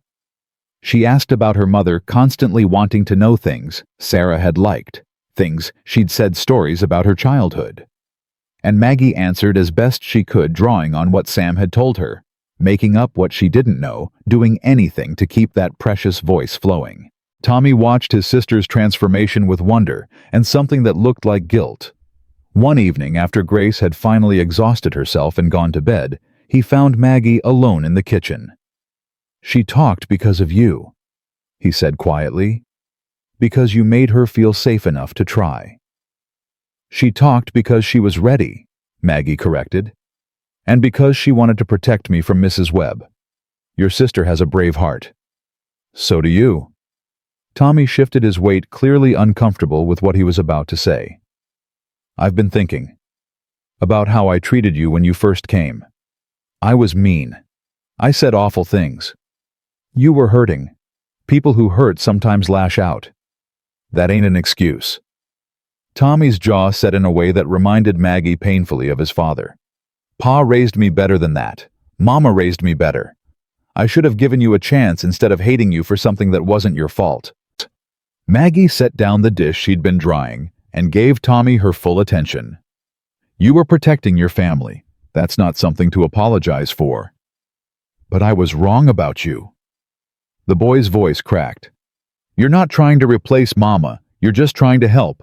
And you saved Lily, and you got Grace to talk again, and you—" He stopped, swallowing hard. "You make Pa smile. I didn't think anyone could do that anymore. Tommy, I just wanted to say thank you, and I'm sorry, and—" He hesitated, then rushed on. "And I'm glad you're here, even if I didn't act like it before." Maggie felt tears prick her eyes. She opened her arms, offering, but not demanding, and after a moment's hesitation, Tommy stepped into her embrace. He was too old to be held like a child, already stiffening with the self-consciousness of approaching adolescence, but he let her hug him anyway. "Thank you, Tommy," she whispered. "That means more than you know." He pulled back, scrubbing at his face with his sleeve. "Don't tell Pa I cried. Your secret's safe with me." A ghost of a smile crossed his face, the first real smile she'd seen from him. And then he was gone, disappearing up the stairs to his room. Maggie stood alone in the kitchen, her heart full to bursting. This family had accepted her, not just tolerated her, not just allowed her presence, actually accepted her as one of their own. The children called her Mama, now all 3 of them. Sam looked at her like she was precious, like she mattered, like losing her would break something in him that couldn't be repaired. She had come here expecting nothing. And somehow, against all odds, she had found everything. The storm arrived without warning on a night in late March, howling down from the mountains with a fury that rattled the windows and made the walls groan. Sam had been out checking the cattle with Tom and the hired hands, and as the hours passed with no sign of him, Maggie's worry grew into something close to panic. "He'll be fine," she told the children, trying to keep her voice steady. "Your father knows this land better than anyone. He'll find shelter until the storm passes." But Tommy's face was pale, and even Lily had stopped her constant chatter, sensing the tension in the air. Only Grace seemed calm, curled up beside Maggie on the settee, her small hand gripping Maggie's with fierce determination. "Papa always comes home," Grace said quietly.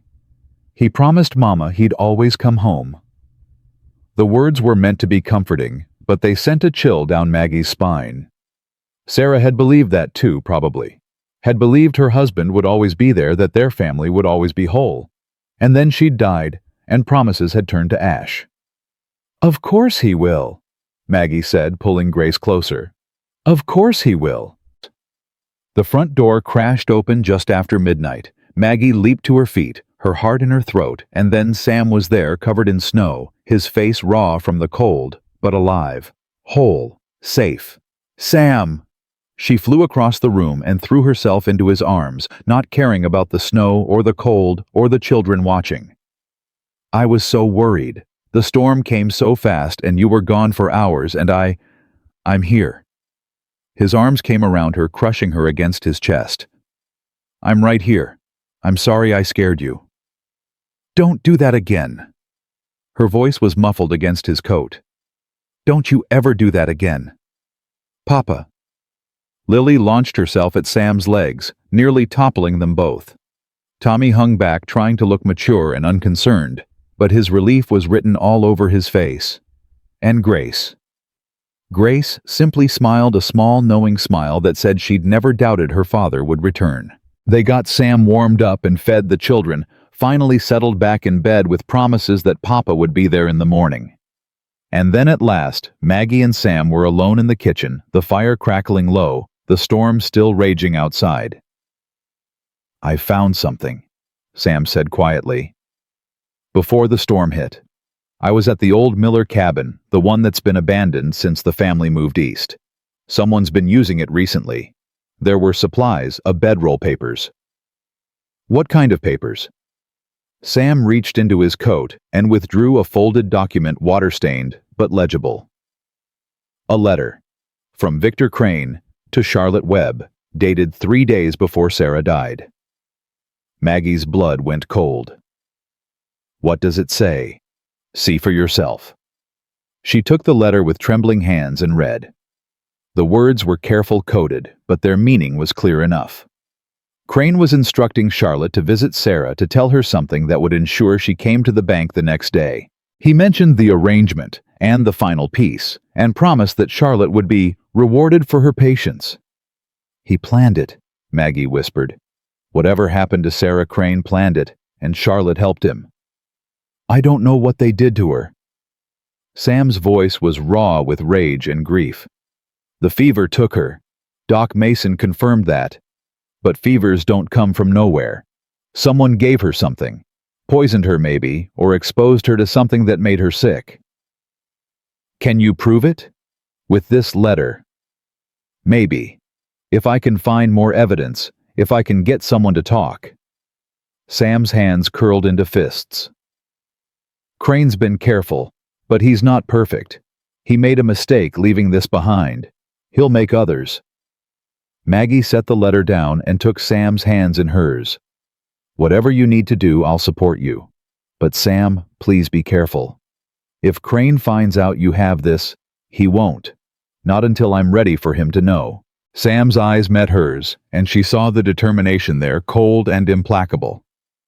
He took Sarah from me. He took my children's mother. I'm going to make him pay for that, Maggie.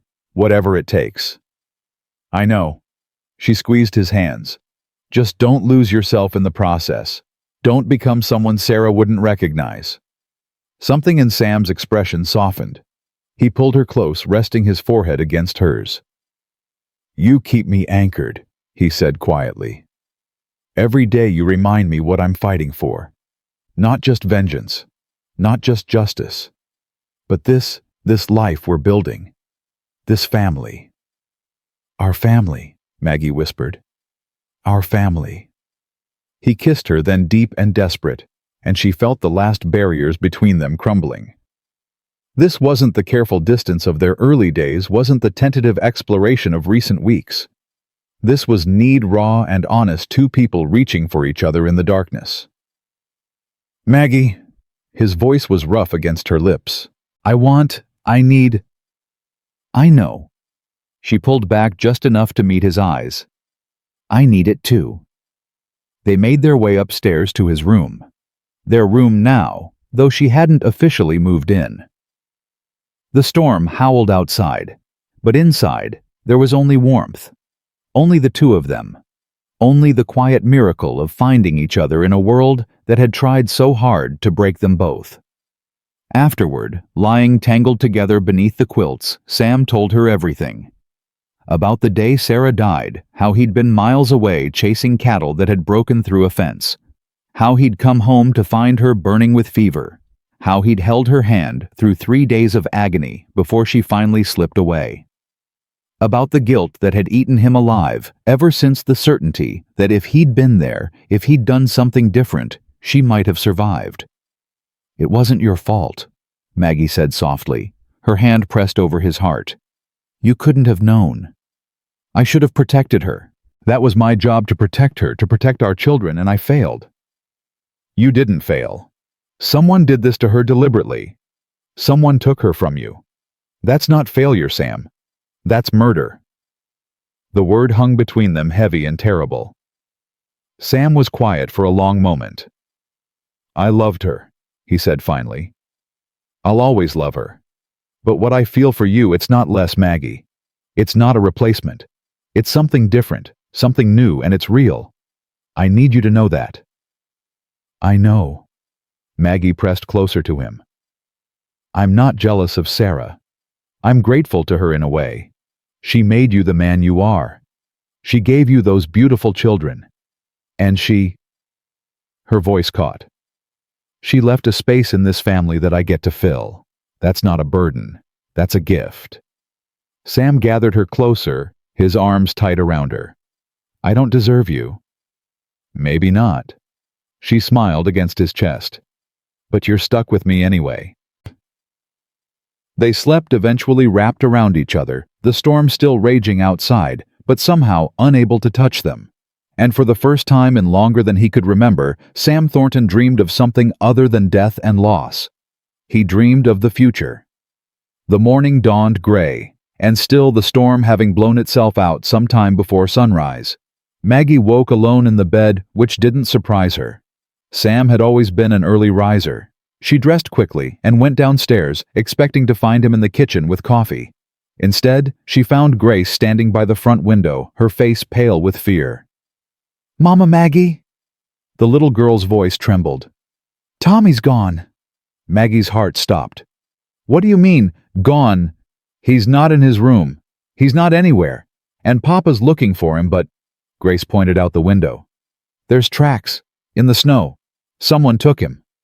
Maggie ran to the window. Grace was right. There were tracks leading away from the house. 2 sets of footprints in the fresh snow.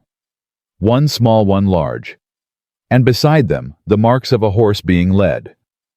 "Where's your father?" "He followed the tracks. He told me to stay here with you and Lily. He said—" Grace's voice broke. "He said to be brave." Maggie's mind raced. Someone had taken Tommy in the night while the storm raged, while she and Sam were lost in each other. They'd walked right up to the house and stolen a child from his bed. Crane. It had to be Crane. "Grace, listen to me." Maggie knelt down and gripped the girl's shoulders. "I need you to stay here with Lily. Lock the doors. Don't open them for anyone except me or your father. Do you understand? Where are you going?" "To help bring your brother home." She didn't wait for a response. She grabbed her coat, grabbed the rifle Sam had taught her to use, and ran out into the cold. The tracks were easy to follow in the fresh snow. Too easy, she realized. Whoever had taken Tommy wanted to be followed. This was a trap bait to draw Sam away from the ranch, away from his family, away from any help. She found them in the clearing near the old Miller cabin, and the scene made her blood run cold. Tommy was on his knees in the snow, his hands bound behind his back, his face bruised and tear-streaked. Victor Crane stood behind him, a pistol pressed to the boy's temple. And Sam stood 10 feet away, his own gun drawn, his face a mask of fury and terror. "Ah, Mrs. Thornton." Crane's voice was smooth, almost pleasant. "How good of you to join us. I was hoping you would." "Let him go."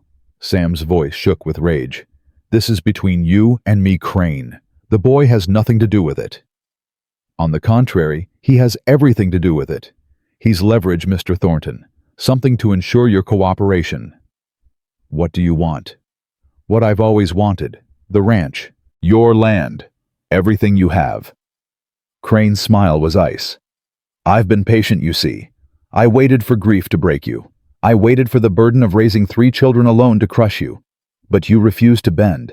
And now you've brought this woman into your home, this stranger who somehow managed to put your broken family back together." His eyes moved to Maggie, and she saw hatred there, pure and bottomless. "You ruined everything," he said softly, "just like Sarah did all those years ago. She could have had wealth status, a life of comfort. Instead, she chose this." He gestured contemptuously at Sam. "A dirt farmer playing at rancher, and now you've done the same thing." "Sarah chose love," Maggie said, her voice steady despite her terror. "She chose a good man who would never hurt her. Can you say the same?" Crane's composure cracked slightly. "Sarah made a mistake I tried to correct. By killing her." The words fell like stones. Crane's face went white, then red. "I didn't kill her. The fever killed her. The fever you gave her." Sam's voice was deadly calm. "I found your letter, Crane. The one you sent to Charlotte Webb. I know what you did." For a moment, Crane seemed genuinely shaken. Then he recovered his grip, tightening on Tommy's shoulder. "It doesn't matter what you think you know. No one will believe you. I own this town, the sheriff, the judge, everyone who matters. You're nothing but a grieving widower with a grudge." "Maybe so." Sam took a step forward. "But I'm also a father whose son you're threatening. And if you hurt him, if you so much as scratch him, I will kill you, Victor. Slowly, painfully. And I'll make sure you know exactly why you're dying every second of the way." Something flickered in Crane's eyes, fear maybe, or just the recognition that he was dealing with a man who had nothing left to lose. "Papa." Tommy's voice was small but steady. "Papa, I'm not scared." "I know, son. You're being so brave. Just hold on a little longer. Actually, I think we're done here." Crane raised his pistol toward Sam. "I'm tired of waiting. I'm tired of watching you cling to what should have been mine. So here's what's going to happen. You're going to sign over the deed to your ranch. Then you're going to take your worthless family and leave Wyoming forever. And if you don't—" He didn't finish the sentence. He didn't need to. "And if I refuse, then I kill the boy. Then I kill your wife. Then I burn down your house with your other children inside. And then only then I kill you." Crane's voice was flat, empty of anything resembling humanity. "Those are your choices, Thornton. There are no others." Sam's gun wavered. Maggie could see the calculation in his eyes, the desperate search for any other option, any way out, that didn't end in tragedy. But Crane held all the cards. He had Tommy. He had the gun. He had no conscience and nothing to lose. "Don't do it, Pa." Tommy's voice cracked. "Don't give him what he wants. I ain't worth—" "You're worth everything," Sam's voice broke. "You and your sisters are worth everything in this world to me." "Then survive. Take care of them. Don't let him win." "Tommy." "I ain't scared," the boy repeated. But this time his voice trembled. "Mama always said brave people get scared too. They just do what's right anyway." Maggie's heart shattered. This child, this 8-year-old boy who'd carried too much weight for too long, was prepared to die to save his family.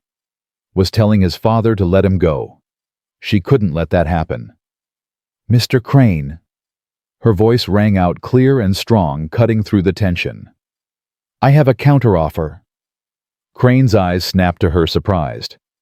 "I don't negotiate with—" "You'll negotiate with me." Maggie stepped forward, positioning herself between Sam and Crane. "Because I know things. Things about your business dealings. Things about the money you've been skimming from the bank's accounts.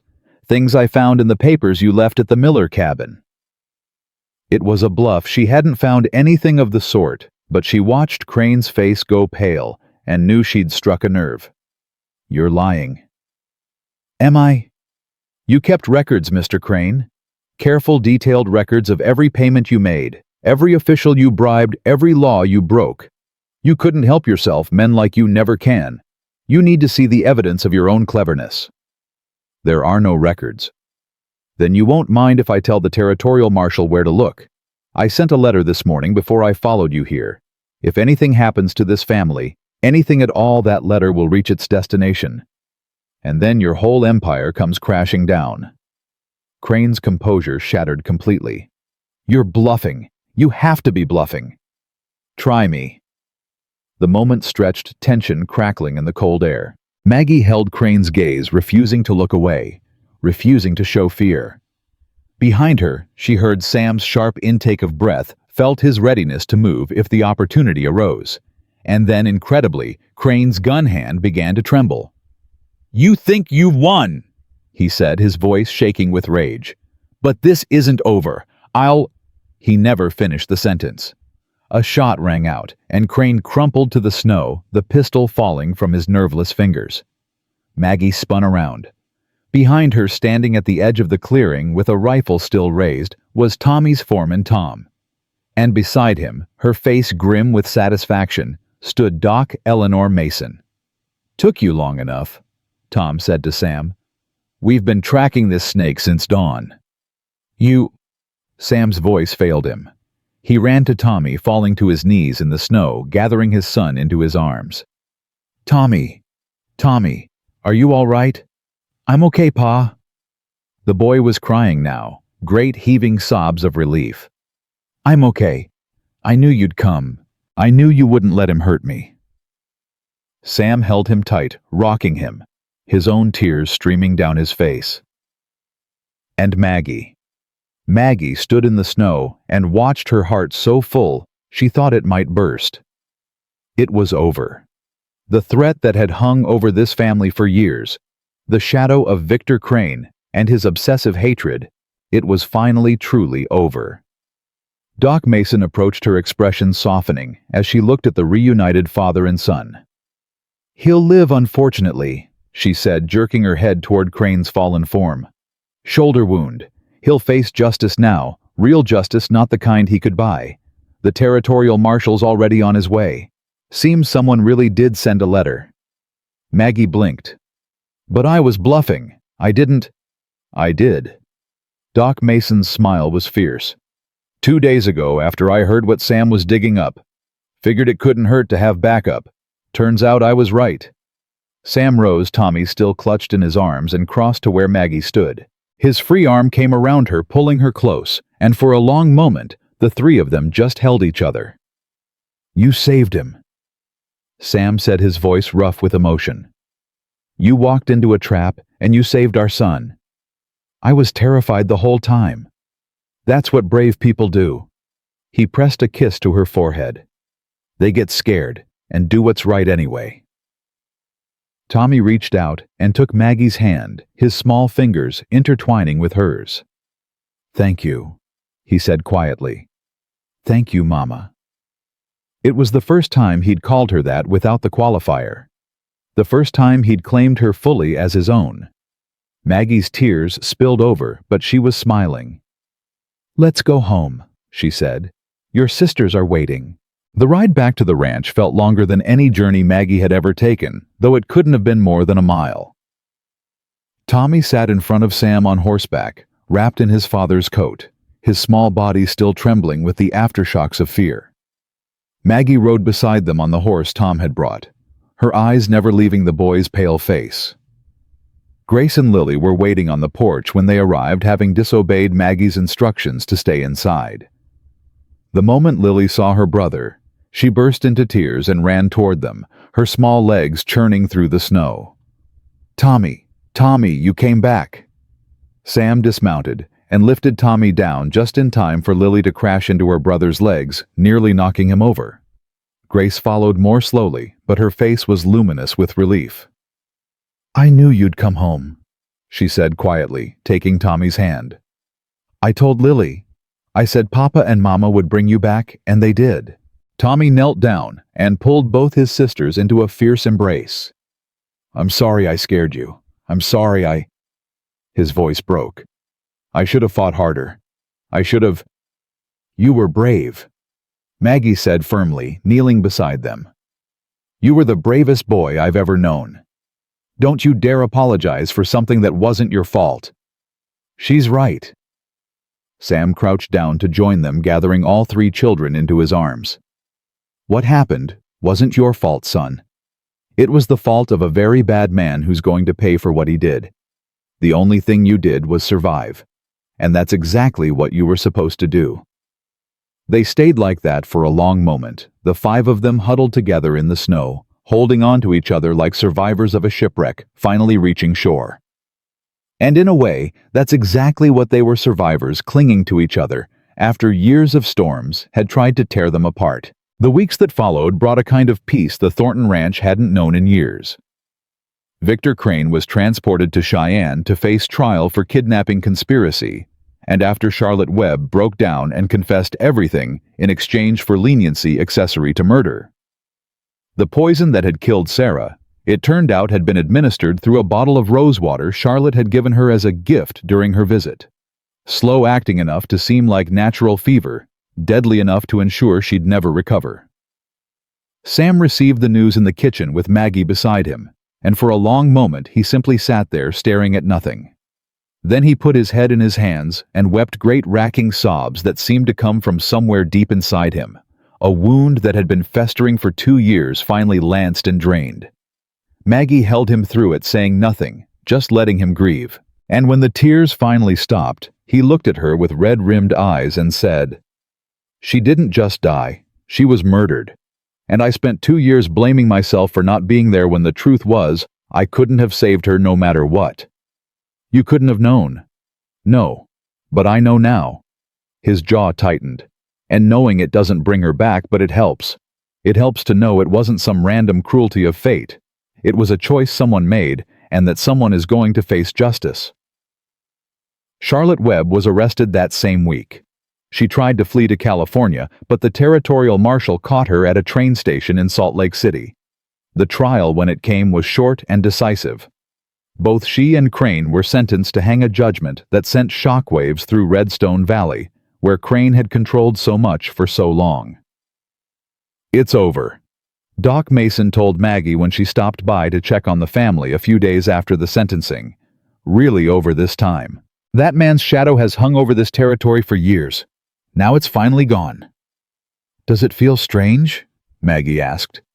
"To have something you've dreaded for so long just end?" "Strange isn't the word I'd use." Doc Mason's weathered face creased into something like a smile. "More like relief. Like taking off a coat you didn't realize was weighing you down until it was gone." She studied Maggie with those sharp, assessing eyes. "Speaking of things you didn't realize, how are you feeling these days?" Maggie blinked. "Fine. A little tired maybe, but there's been so much going on. Tired. Nauseated in the mornings. Appetite different than usual." The questions brought Maggie up short. She'd been so focused on the crisis, on keeping the family together, that she hadn't paid attention to the small changes in her own body. But now that Doc Mason mentioned it, I don't know. Maybe." Doc Mason's smile widened. "Come see me next week. I'd like to do an examination, just to rule out certain possibilities." Maggie watched her go, her mind spinning. She couldn't be. It was too soon, but then again that night during the storm when she and Sam had finally. She pressed her hand to her stomach, her heart racing with something that felt like terror and joy tangled together. A baby. Could there really be a baby? She didn't say anything to Sam that night or the next. She needed to know for certain before she raised his hopes or her own. But she found herself watching him differently, imagining what it might be like to see him hold another child, a child that was truly theirs, created from the love they'd built, rather than the arrangement that had brought them together. Doc Mason confirmed it a week later. Maggie walked out of her office in a daze, her hand pressed to her still flat stomach, trying to wrap her mind around the reality of what was growing inside her. She found Sam in the barn mending a harness.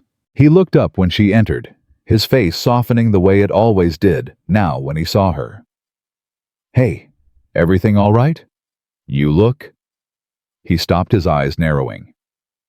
"Maggie, what is it?" She crossed the distance between them, took his hands and pressed them against her belly. "We're going to have a baby." Sam went completely still. For one terrifying moment, Maggie thought she'd made a mistake, that he wasn't ready, that this was too much too soon, that the joy she'd expected to see was going to be replaced by panic or regret. Then his face crumpled, and he pulled her into his arms so tightly she could barely breathe. "A baby," he whispered against her hair. "Our baby. Maggie, is this real? Doc Mason confirmed it this morning. Early summer, she thinks, based on—" Maggie felt herself blush. "Based on timing." Sam pulled back to look at her, and his eyes were wet with tears. "The night of the storm. When we—" "Yes." He laughed, then a sound of pure, unguarded joy that Maggie had never heard from him before. He lifted her off her feet and spun her around right there in the barn with the horses watching and kissed her until she was dizzy. "I love you," he said when he finally set her down. "I love you, Margaret Thornton. I should have said it sooner, should have said it every day since you got here, but I was scared. Scared of losing someone again, scared of hoping for too much. But I'm not scared anymore. I love you, and I love our children, and I love this life we're building, and I'm going to spend every day from now until I die, making sure you know it." "I love you too." Maggie's voice was thick with tears. "I didn't expect to when I got on that train in Boston. I thought I was going to a prison. I thought my life was over. But instead I found—" She gestured helplessly, unable to find words for everything she meant. "I found you. I found the children. I found a family. I found home." They told the children that evening at supper, and the reaction was everything Maggie could have hoped for.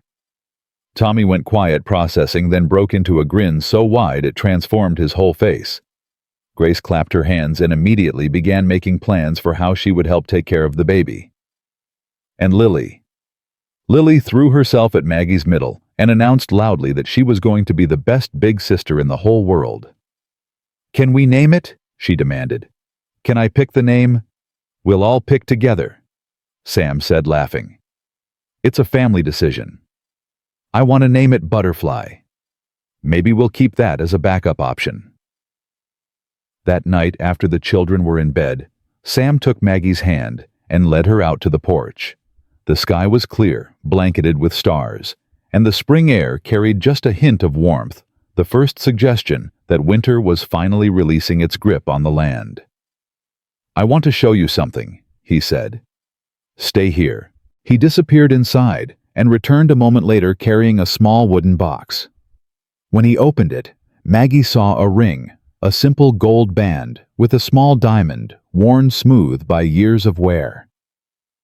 "This was Sarah's," Sam said quietly. "Her wedding ring. I've kept it for Lily for when she's old enough. But there's something else in here I want you to have." He reached into the box and withdrew a second ring, this one newer, unworn, a slender band with 3 small stones set in a row. "I bought this in Redstone Valley last week," he said. "The jeweler said the 3 stones represent past, present, and future. I thought—" He paused, seeming to search for words. "I thought it was fitting. For us. Because we both have pasts we carry with us, but we're building a present together, and now we have a future to look forward to." Maggie felt tears sliding down her cheeks. "Sam, I know we're already married. I know the legal part is done, but I wanted to do this right, the way it should have been done." He took her hand and slipped the ring onto her finger. "Margaret Sullivan Thornton, will you be my wife? Not because your father sold you to me, not because of any arrangement or debt, but because you choose to, because you want this life, this family as much as I do." "Yes." The word came out as a sob. "Yes, Sam. 1,000 times yes." He kissed her then, under the stars, with the ring on her finger, and his child in her belly, and their family sleeping safe and warm inside. And Maggie understood in that moment what it meant to truly come home. Spring arrived in a rush of green and gold, transforming the ranch from the bleak white landscape of winter into something vibrant and alive. The cattle grew fat on new grass, the horses foaled healthy babies, and everywhere Maggie looked, there were signs of renewal and hope. Her belly grew with the months, and with it came a contentment she'd never known possible. The children doted on her, fighting over who got to help with what task, who got to feel the baby kick, who got to bring her breakfast in bed on the mornings when she felt too sick to rise. Tommy had appointed himself her personal guardian, insisting on carrying anything heavier than a teacup and hovering protectively whenever she so much as climbed a stair. Grace had taken to drawing pictures of the baby imaginary portraits of a child not yet born, with varying numbers of limbs and sometimes wings, because angels have wings and babies are basically angels. And Lily. Lily had decided that the baby was already her best friend and spent hours talking to Maggie's stomach, describing everything from the color of the sky to the adventures they would have together once her sibling finally decided to come out and play. She's going to be disappointed if it's a boy, Sam observed one evening watching Lily serenade Maggie's belly with a song about princesses and fairy castles. I don't think so. Maggie smiled, running her fingers through Lily's curls. I think she'll love whatever this baby turns out to be. She has too much love in her heart to do anything else. She gets that from you. Maggie looked up at Sam, surprised. From me? She barely knew me a few months ago. Love isn't about time. Sam settled beside her, his hand finding its familiar place on her belly. It's about choosing to open your heart even when it's scary. You showed her how to do that. You showed all of us. The baby came on a June morning when the wildflowers were blooming across the meadows and the sun was just beginning to warm the air. Doc Mason arrived in time despite Sam's frantic ride to fetch her, and after several hours of labor that felt like several years, Maggie held her daughter in her arms for the first time. She's beautiful. Sam's voice was barely a whisper. He stood beside the bed, tears streaming unashamed down his weathered face. Maggie, she's so beautiful. The baby had Maggie's auburn hair and Sam's gray eyes, a perfect blending of both of them. She was tiny and red and absolutely perfect, and when she looked up at Maggie with those storm cloud eyes, something fundamental shifted in the universe. Sarah, Maggie said softly. Sarah Catherine Thornton. For your first wife and for my mother. The two women who made us who we are. Sam's breath caught. You don't have to. I want to. Maggie looked up at him, her heart full to bursting. Sarah gave you to me, Sam. She gave me these children, this life. Naming our daughter after her isn't a reminder of what you lost. It's a celebration of what we all gained because she existed. He leaned down and kissed her forehead, her cheeks, her lips. Thank you, he whispered. Thank you for understanding. Thank you for everything. The children came in shortly after, led by Doc Mason, who'd insisted they wait until mother and baby were settled. Tommy approached the bed with careful reverence, his eyes wide as he looked at his new sister. She's so small, he said. Was I ever that small? Smaller, Sam told him. You were born early, and you fit in the palm of my hand. Your mother was terrified for weeks that something would happen to you. Tommy reached out one finger and touched the baby's cheek with heartbreaking gentleness. Hi, Sarah. I'm your big brother, Tommy. I'm going to protect you, okay? I'm going to make sure nothing bad ever happens to you. Grace was next, climbing onto the bed beside Maggie to get a better look. She looks like my drawings, she announced with satisfaction. Except without the wings. But that's okay. Maybe they'll grow in later. Maybe they will, Maggie agreed, exchanging an amused glance with Sam. And then Lily, who had been practically vibrating with impatience, finally got her turn.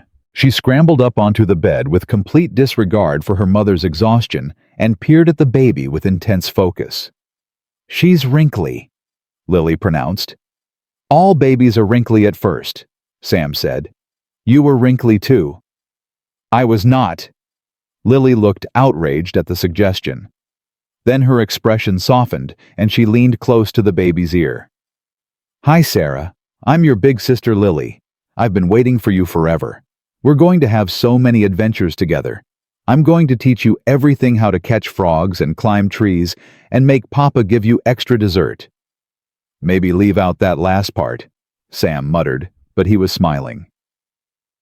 The family stayed together for a long time, crowded onto and around the bed, taking turns holding the baby, and arguing about who she looked like, and planning all the things they would teach her. And Maggie, exhausted and sore and happier than she'd ever been in her life, watched them with tears of joy streaming down her face. This was her family. Not the one she'd been born into, not the one she'd expected, but the one she'd chosen. The one that had chosen her.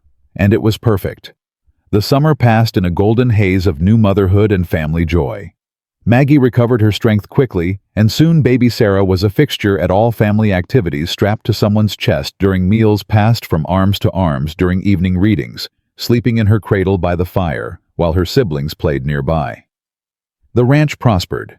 With Crane gone, Sam was able to expand his operations, buying additional land and increasing his herd. He hired more hands, good men who worked hard and treated the Thornton family with respect. And slowly, the shadow that had hung over them for so long lifted, completely replaced by something that felt almost like ordinary happiness. Maggie opened a small school in the ranch's converted barn, teaching the children from nearby homesteads alongside her own. She had a dozen students by the end of summer and twice that by fall. The dream she'd thought lost forever had found a new form, one that fit perfectly into the life she'd built. On a crisp October evening, exactly 1 year after Maggie had arrived in Wyoming, Sam surprised her with a family gathering. Ruth Brennan came from town along with Doc Mason and Tom the foreman and his wife, the neighbors who'd become friends over the past months.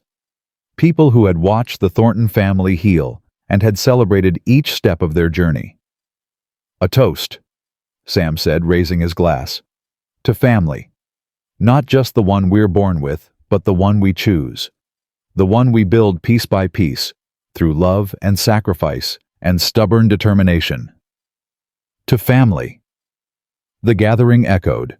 Sam's eyes found Maggie's across the room, where she sat with baby Sarah in her arms and Lily pressed against her side. Grace was helping Tommy pass around plates of food, both children moving with a confidence and ease that would have been unthinkable a year ago. "And to Maggie," Sam continued, his voice roughening with emotion, "who came to us a stranger and became our heart, who put us back together when we thought we were broken beyond repair, who taught us that love isn't about where you come from or how you meet, it's about what you choose to build together." Maggie's eyes filled with tears. "Sam, I don't know what we did to deserve you," he said. "But I thank God every day that your father owed me a debt, because that debt brought me the greatest gift of my life." The room erupted in applause, but Maggie barely heard it. She was looking at her husband, at her children, at the life that had grown from the ashes of everything she'd lost. 1 year ago, she'd been a frightened girl sold to pay her father's gambling debts. She'd boarded a train expecting misery, expecting to spend her life serving a grieving widower who would never love her, raising children who would never accept her. Instead, she'd found home. She'd found purpose in teaching joy in motherhood, passion in the arms of a man who'd learned to love again.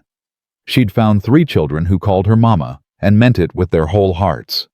She'd found a community that embraced her friends, who supported her, a life that was richer and fuller than anything she'd dared to dream. Later that night, after the guests had gone and the children were in bed, Maggie stood on the porch with Sam, looking out at the land that was now as much hers as his. Baby Sarah slept against her chest, warm and heavy, a perfect weight. "Happy?" Sam asked, his arm around her shoulders. "More than I knew was possible." "Me too." He pressed a kiss to her hair. "You know, a year ago I was convinced my life was over, that I'd spend the rest of my days just going through the motions, trying to keep my children alive until they were old enough to not need me anymore. And now I wake up every morning grateful. For you, for the children, for this second chance I didn't deserve." He turned her to face him, his hands cupping her face. "You saved us, Maggie. Not just that day with Crane, but every day. Every single day you save us a little bit more." "You saved me right back," Maggie whispered. "You gave me a home when I had none. A family when I'd lost everything. A love I never expected to find. Then we saved each other. I suppose we did. Sam kissed her softly, tenderly, with all the love that had grown between them over the past year. And Maggie kissed him back, pouring everything she felt into the connection, gratitude and joy and hope and bone-deep contentment. They had walked through fire together, this unlikely family. They had survived loss and betrayal, blizzards and barn fires, kidnapping and murder. They had been broken each in their own way, and they had helped each other heal. And now, standing together under the vast Wyoming sky, they were whole. Not perfect. No family was perfect. There would still be hard days ahead, challenges to face, wounds that would take years to fully mend. But they would face it all together, this family forged from necessity and transformed by love. Maggie looked up at the stars, remembering the night she'd sat by her window in Boston, terrified of the future, convinced her life was ending. She hadn't known then what she knew now, that endings were sometimes just beginnings in disguise. That the life you never wanted could become the life you were meant for. That love could grow in the most unlikely places, take root in the most barren soil, bloom into something more beautiful than you ever imagined. She had been given away at 19 to a widowed rancher, and what happened next had shocked the whole town, but not nearly as much as it had shocked her. Because Margaret Sullivan Thornton, who had arrived in Wyoming expecting nothing but survival, had found something far more precious. She had found everything, and she would spend the rest of her life holding on to it.